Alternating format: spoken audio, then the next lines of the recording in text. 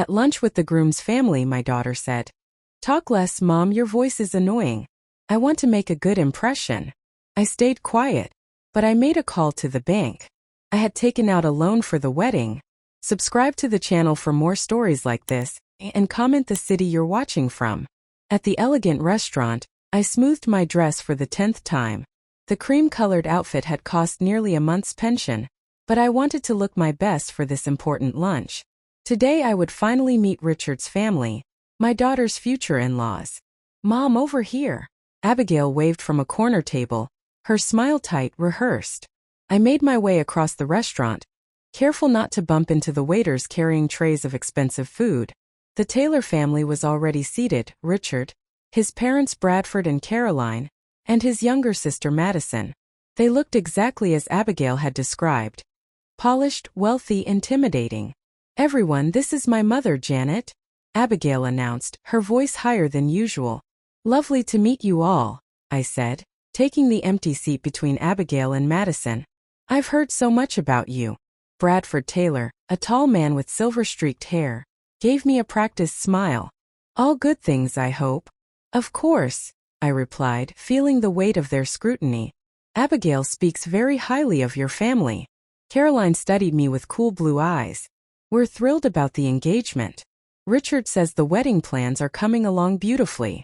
Yes, I nodded enthusiastically. Abigail has always dreamed of a June wedding.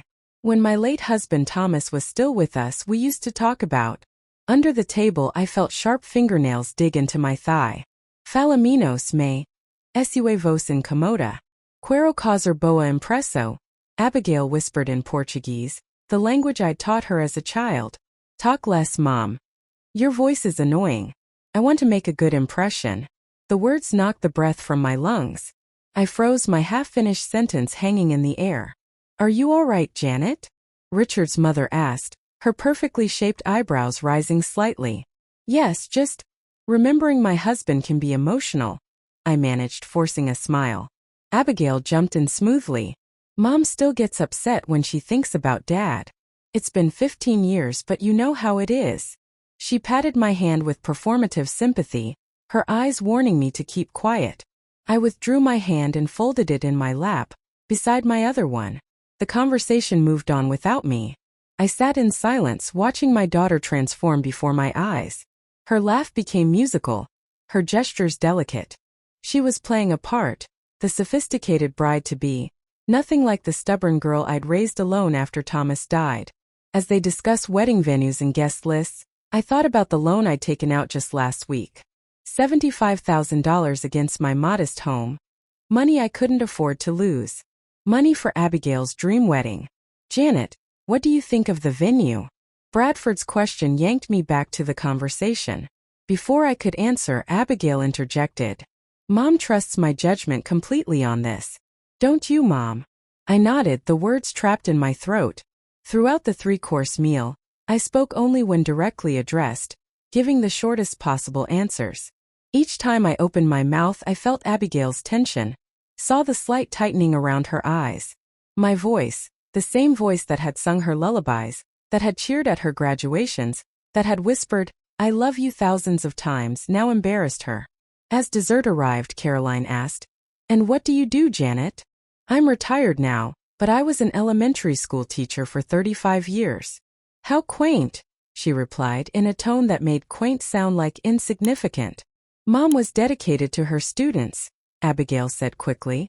But she's enjoying her retirement now, aren't you, Mom? What she meant was, don't mention the part-time job at the library. Don't mention that you still work because your teacher's pension isn't enough.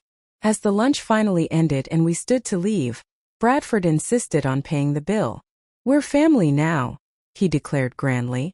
In the parking lot, Abigail waited until the Taylors were out of earshot before turning to me. That wasn't so bad, was it? No, I said quietly. Not bad at all. You barely said anything, she observed, sounding relieved rather than concerned. Isn't that what you wanted? The words slipped out before I could stop them. Abigail's face hardened. Don't start, Mom. This is important to me. Richard's family has connections, money. They can give me the life I deserve. And what about the life I gave you? I asked, my voice barely audible. She sighed, checking her reflection in her car window. I have to go. Richard and I are meeting the florist at 4. She kissed my cheek, a brief brush of lips against skin. Thanks for coming. And thanks for, the money. The wedding will be perfect. As she drove away, I stood alone in the parking lot, the weight of her words crushing my chest. I pulled out my phone and stared at the screen, my fingers trembling slightly as I dialed the bank's number. I didn't call the bank that day. Instead, I drove home in a daze, my daughter's words echoing in my head. Your voice is annoying. How had we come to this? I pulled into my driveway, the same modest 3-bedroom where Abigail had grown up, and sat in the car, unable to move. The house needed work. The paint was peeling, the gutters sagged, and the garden Thomas had once lovingly tended was now just a patch of stubborn weeds. I'd been putting off repairs, saving every penny for Abigail's wedding. Inside, I went straight to my bedroom closet and pulled out the old hat box from the top shelf. It was filled with photographs. Evidence of a life spent prioritizing someone else's happiness over my own. The first photo, Abigail's 5th birthday. Thomas had been gone just 6 months. In the picture, Abigail blew out candles on a homemade cake, her face alight with childish joy. What the photo didn't show was how I'd worked a double shift the day before to afford the presents surrounding her. How I'd stayed up until 3 a.m. baking that cake, then gone to work on 2 hours of sleep. Another photo, Abigail at her high school graduation, her arm around my shoulders. She'd been so proud that day, her future bright with possibilities. What the camera hadn't captured was the second mortgage I'd taken out to afford her college tuition, or how I'd skipped meals that month to pay for her graduation dress. I sifted through the memories, each one a reminder of a sacrifice made willingly, lovingly. Until I came to a more recent photo, Abigail at her college graduation, standing between me and her roommate's parents. In this picture, I noticed something I hadn't seen before. The slight distance she'd put between us, the way her body angled away from mine. It was around that time things began to change. Abigail landed a job at a prestigious marketing firm in the city. Her wardrobe became more expensive, her tastes more refined. She began dating men from wealthy families, each one taking her further from her humble beginnings. You need to update your look, Mom, she'd said during one of her increasingly rare visits home. Those clothes make you look old. I'd laughed it off then, but now I remembered the sting of her words, the way she'd surveyed my living room with barely disguised disapproval. Have you ever thought about selling this place? You could get a nice little condo downtown. This house held every memory of my life with Thomas, of raising our daughter. But to Abigail, it was just an embarrassing reminder of her middle-class origins. The phone rang, startling me out of my thoughts. It was Abigail. Mom, I've been thinking about your outfit for the wedding, she said without preamble. I think we need to go shopping. Something more appropriate. What's wrong with the blue dress I showed you? I asked. It was the most expensive item in my closet, bought specially for the occasion. It's a bit dated. Caroline asked what you'd be wearing, and I want to make sure you look the part. The part of what, Abigail? She sighed, that familiar sound of exasperation. You know what I mean. Richard's family is very image-conscious. I don't want them to think. To think what? That your mother is a retired schoolteacher who lives in a modest house? That's exactly who I am. Mom, please. This is important to me. I finally found someone from a good family with connections. Do you know what that means for my future? I closed my eyes, suddenly exhausted. Yes, I understand. Great. I'll pick you up Saturday at 10. There's this boutique Caroline recommended. Abigail, I interrupted. The blue dress cost me $300. I can't afford another one. There was a pause. Well, can't you use some of that loan money? It's for the wedding after all. I felt a chill run through me. The loan $75,000 against my home was supposed to cover the venue, catering, flowers. Not another expensive dress I'd wear once. I'll see what I can do, I said finally. After hanging up, I returned to the hatbox of photos, digging deeper until I found one from 20 years ago. Thomas and I sat on our front porch, his arm around me, both of us laughing at something long forgotten. We looked so young, so full of hope. What would you do, Thomas? I whispered to the faded image. When did our little girl become so ashamed of us? The answer came not in his voice, but in a memory. Abigail at 7, throwing a tantrum because I couldn't afford the expensive doll her friend had. Abigail at 12, refusing to invite me to a school event because my car was too old and ugly. Abigail at 16, coldly asking if she was adopted because she felt she didn't belong in this family. The pattern had always been there. I just refused to see it, making excuses, blaming myself. Working harder, giving more, trying to fill the void Thomas's death had left. My phone pinged with a text from Abigail. Don't forget to call the caterer tomorrow. They need the deposit by Friday. Another demand. Another withdrawal from an emotional bank account that had been running on empty for years. I reached for my phone again, but this time I didn't hesitate. I dialed the bank's number, my hand steady now. When the customer service representative answered, I took a deep breath. I'd like to discuss canceling a recent loan. I'm sorry, Mrs. Winters, but canceling this loan isn't that simple, the bank representative explained. There would be significant penalties, and since funds have already been dispersed. I sat at my kitchen table, phone pressed to my ear, watching raindrops race down the window. What if I haven't spent the money yet? It's still sitting in my account. There would still be processing fees and a cancellation penalty. The woman's voice softened. May I ask why you're considering this? Perhaps there's another solution. How could I explain that my daughter's words had finally broken through decades of willful blindness? That I suddenly saw myself as I truly was. Not a loving mother making sacrifices, but a doormat being walked all over? I'm reconsidering some financial decisions, I said finally. After the call, I opened my laptop to check my account balance. The loan money sat there untouched, a digital representation of my misplaced loyalty. Beside it, my regular account showed a balance that made my stomach clench. After my monthly expenses, I had barely enough to cover groceries. My phone buzzed with a text from Abigail. Forgot to mention we need to increase the floral budget. Richard's mother thinks the current arrangements sound pedestrian. Can you handle another $3,000? I stared at the message, my thumb hovering over the reply button. $3,000 was more than I spent on myself in a year. Before I could respond, another text arrived. Also, don't wear those pearl earrings to the next fitting. They look fake. Caroline noticed. They were fake. The real ones, a gift from Thomas, had been sold years ago to pay for Abigail's senior class trip to Europe. I set the phone down without replying. For the first time, I allowed myself to feel something beyond hurt. Anger. It bubbled up from deep inside. Unfamiliar but strangely liberating. The doorbell rang, startling me. Through the peephole, I saw a familiar face I hadn't seen in years. Margaret. I opened the door in disbelief.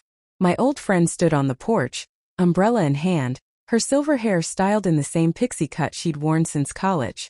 Janet Winters, you've been ignoring my calls for months, so I decided to show up in person. I hadn't been ignoring her calls. I simply hadn't had time between working part-time at the library and helping Abigail with wedding plans. But saying that out loud suddenly seemed pathetic. Come in, I said, stepping aside. It's been too long. Margaret swept into my living room, shedding her raincoat. This place hasn't changed a bit. How are you, Janet? Really? Something about her direct gaze broke through my carefully maintained composure. To my horror, tears welled up in my eyes. Oh, honey. Margaret was beside me in an instant, her arm around my shoulders. What's happened? Sitting on the couch with mugs of tea, I told her everything. The lunch with Richard's family, Abigail's cruel words, the loan, the endless demands. I feel so foolish, I concluded, wiping my eyes. I've spent years making excuses for her behavior, convincing myself that she just needed time to mature, that it was my fault somehow for not being enough after Thomas died. Margaret's face had grown increasingly troubled as I spoke. Janet, this isn't normal. Parents make sacrifices, yes, but there should be reciprocity, respect. When was the last time Abigail did anything for you? Ellen took my hand. A relationship built on exploitation isn't one worth preserving. If Abigail only values you for your checkbook, that's not love, that's opportunism. Later that evening, I returned home to find Richard's car in my driveway. He stood on my porch, hands in his pockets, expression unreadable. Richard, I said cautiously, Abigail isn't here. I know. He shifted uncomfortably. I came to talk to you. I invited him in, bracing myself for more accusations, more pressure. I want to apologize, he said, surprising me, for my family's behavior at lunch and for... He hesitated. For not stepping in when Abigail spoke to you that way. I sat down, uncertain how to respond.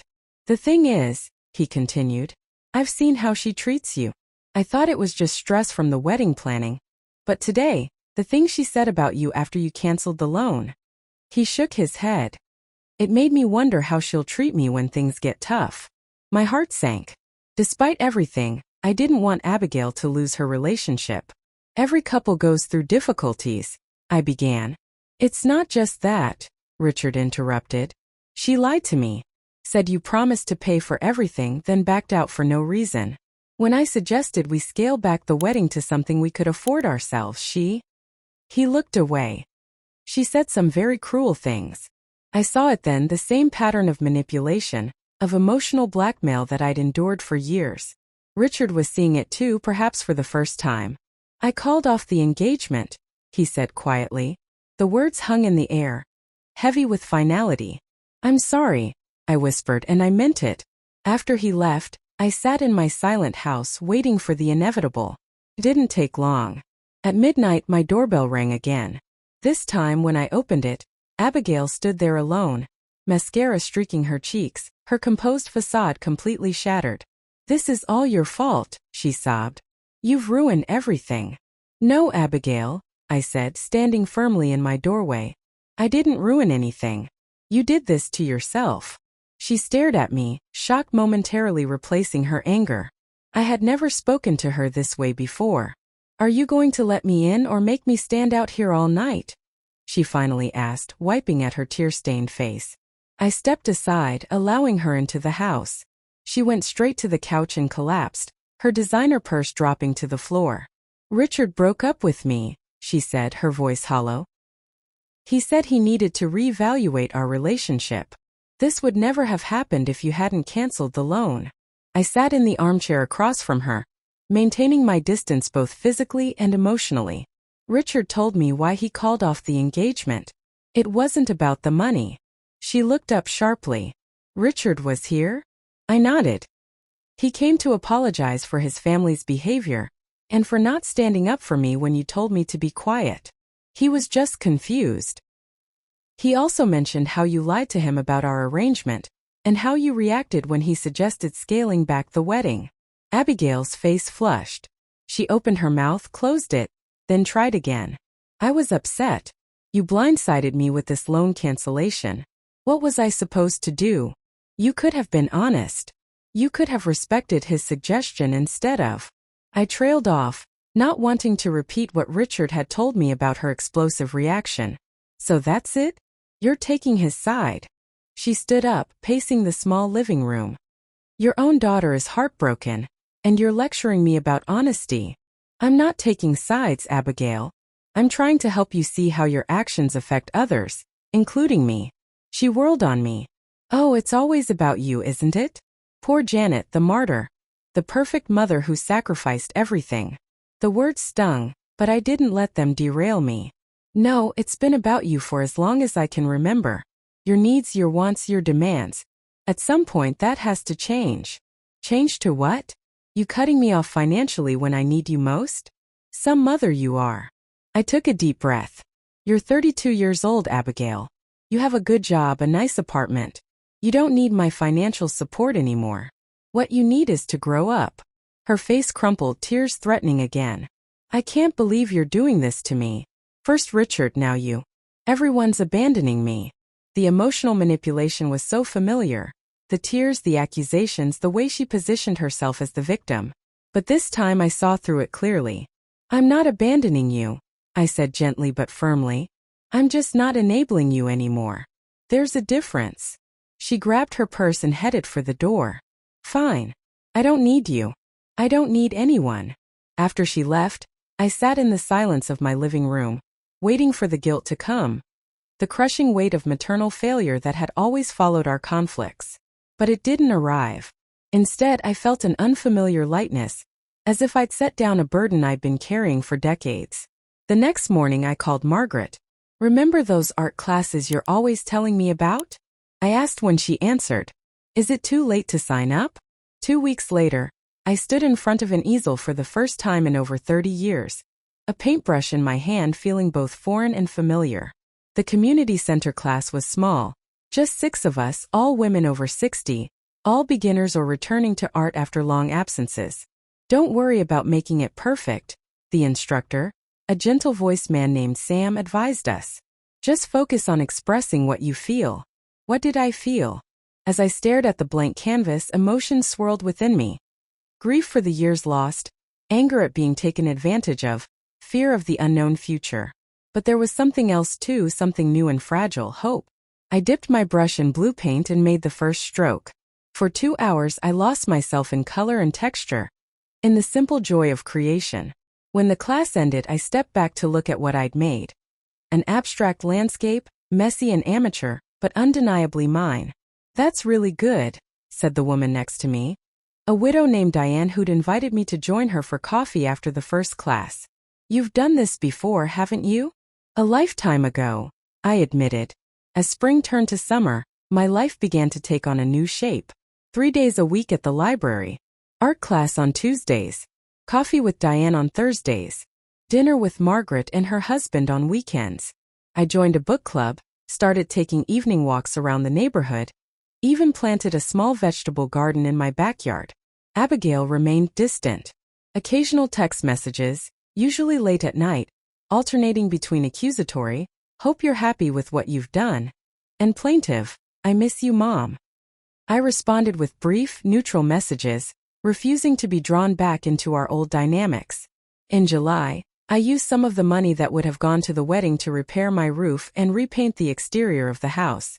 In August, I finally replaced the ancient washing machine that had been making ominous noises for years. Small changes, practical ones, but each representing a choice to invest in my own well-being rather than in Abigail's approval. "You look different," Ellen remarked one day at the library. "Happier." I smiled, shelving a stack of children's books. "I feel different." That evening, as I watered my thriving tomato plants, my phone rang. It was a number I didn't recognize. "Mrs. Winters?" a man's voice asked when I answered. "This is Bradford Taylor, Richard's father." My stomach tightened. "Mr. Taylor. This is unexpected. Please call me Bradford. I hope I'm not disturbing you." "Not at all," I said cautiously. "I wanted to apologize for how my family treated you at that lunch. It was inexcusable." I remained silent, surprised by the turn of events. "Richard told us what really happened with the wedding plans, how your daughter had misrepresented the situation. I want you to know that I admire your courage in standing up for yourself." "Thank you," I said, still wary of his intentions. "The reason I'm calling is, well, Caroline and I are hosting a charity auction for the Children's Hospital next month. Richard mentioned you were an art teacher. We could use someone with your expertise on the committee." I almost laughed at the irony. After all Abigail's efforts to impress this family, here they were reaching out to me directly. "I was an elementary school teacher," I corrected gently, "but I have recently started painting again." "Even better. Would you consider donating a piece for the auction? And perhaps joining us for the event?" As I hung up, a text from Abigail appeared on my screen. "We need to talk. Can I come over tomorrow?" I looked at my calendar, now filled with activities and commitments, my activities, my commitments. For the first time in decades, I was putting myself first. "Not tomorrow," I texted back. "I have plans. How about Sunday afternoon?" 1 year later, I stood in front of the mirror, hardly recognizing the woman who stared back at me. My hair, once dyed a flat brown to hide the gray, now shimmered with natural silver, cut in a stylish bob that framed my face. The lines around my eyes seemed less like marks of exhaustion and more like evidence of a life fully lived. I smoothed the front of my dress, a deep teal that brought out the color of my eyes, and fastened my earrings, simple silver hoops that Diane had given me for my birthday. Not expensive, but genuinely chosen with love. Today was important. After months of tentative text messages and brief, awkward phone calls, Abigail was coming for dinner. Real dinner. Not just a hurried cup of coffee at a neutral location. She was bringing her new boyfriend, someone she'd met at work 3 months ago. The doorbell rang precisely at 6. I took a deep breath and opened the door. Abigail stood on the porch, looking smaller somehow than I remembered. Beside her was a man about her age, with kind eyes and a gentle smile. "Mom, this is David," she said, her voice lacking its usual confidence. "David, my mother, Janet." "It's a pleasure to meet you, Mrs. Winters," he said, extending his hand. "Abigail has told me so much about you."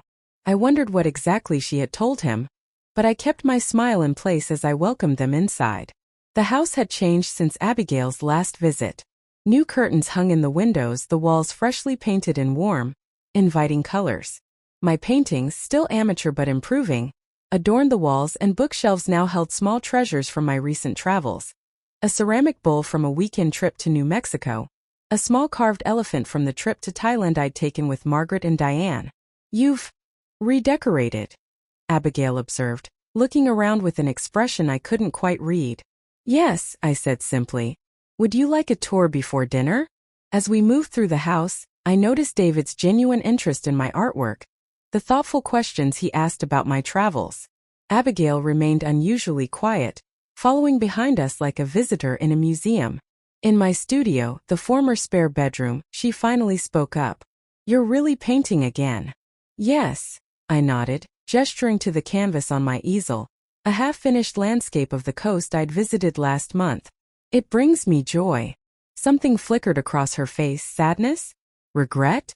She moved closer to examine a small portrait on the wall, a watercolor of Thomas I'd painted from an old photograph. "This is Dad," she said softly. "I thought it was time I tried to capture him," I replied. "I wanted to remember him as he truly was, not just through photographs." She nodded, not meeting my eyes. "You got his smile right." Dinner was surprisingly pleasant. David, it turned out, was a high school science teacher with a passion for community theater. He spoke enthusiastically about his students, his face lighting up when he described a recent breakthrough with a struggling teen. "I've always thought teaching was a calling, not just a job," he said, helping himself to more salad. "It is," I agreed, glancing at Abigail, who was studying her plate intently. Teaching had never been impressive enough for her. After dessert, David excused himself to take a phone call from his sister, leaving Abigail and me alone at the table. "He seems wonderful," I said, breaking the silence. "Different from your usual type." She looked up, a defensive retort clearly on the tip of her tongue, but then she sighed. "He is different. He doesn't care about status or connections.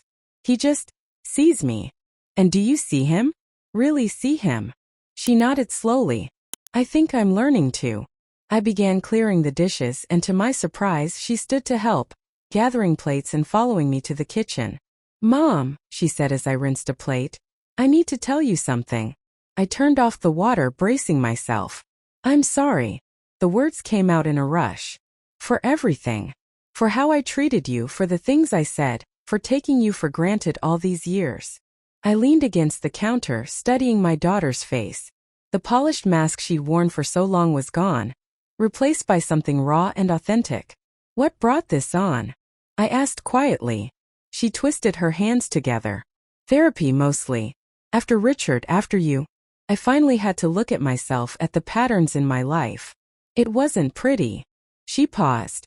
"And David. He called me out the first time I tried to manipulate him.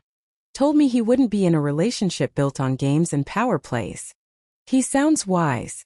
"He is." She hesitated. "But it was seeing you today, how happy you are, how fulfilled, without me, without anyone's approval. That's when I really understood what I'd done. How I tried to use you to fill some emptiness in myself." Tears welled in my eyes, but they weren't tears of pain or regret. They were tears of recognition, of seeing finally the daughter I'd always hoped Abigail could become. "I don't expect you to forgive me right away," she continued. "I know I have a lot to prove, a lot to make up for. But I want to try. I want to be part of your life again. Your real life, not some fantasy I created." I reached out and took her hand. "Forgiveness isn't an event, Abigail. It's a process. We've both made mistakes. We can learn from them together." 2 months later, I stood on the deck of a cruise ship, the Mediterranean stretching endlessly before me. The trip, a gift to myself for my 66th birthday, was something I dreamed of for decades but had always put off for someday. Gorgeous, isn't it? Margaret said, joining me at the railing. Worth the wait. I smiled, breathing in the salt air. Definitely worth the wait. My phone buzzed in my pocket. A text from Abigail. Hope you're having an amazing time. Can't wait to hear all about it when you get back. Love you, Mom. Attached was a photo of her and David, grinning in front of my house. They'd offered to water my plants and check my mail while I was away. A small gesture, but meaningful in its thoughtfulness. Our relationship was different now. No longer defined by what I could give her or what she could take from me, but by mutual respect and genuine care. We were learning to be mother and daughter in a new way, one conversation, one honest exchange at a time. As the ship pulled away from the coast, carrying me toward adventures I'd postponed for too long, I thought about that lunch a year ago, when Abigail had asked me to be silent, to make myself small for her benefit. How that moment of pain had become the catalyst for my liberation. Sometimes the deepest wounds can become doorways to freedom, if we're brave enough to walk through them. I lifted my face to the sun, feeling its warmth on my skin, and made a silent promise to the woman I had become. I would never silence myself again. Later that evening, as I sat in the ship's lounge with Margaret and our new friends from the art class on board, someone asked if I had children. Yes, I said, my voice clear and confident. I have a daughter. Her name is Abigail. You must miss her, the woman said. I smiled, thinking of the complicated, beautiful, evolving relationship we were building. I do, but I've learned that sometimes you need to find yourself before you can truly be there for someone else. And have you? Margaret asked, raising her glass in a toast. Found yourself. I looked around at the new life I'd created, the friendships, the art, the adventures, the hard-won wisdom, and felt a deep sense of peace settle over me. Yes, I said, raising my own glass. Finally, I have.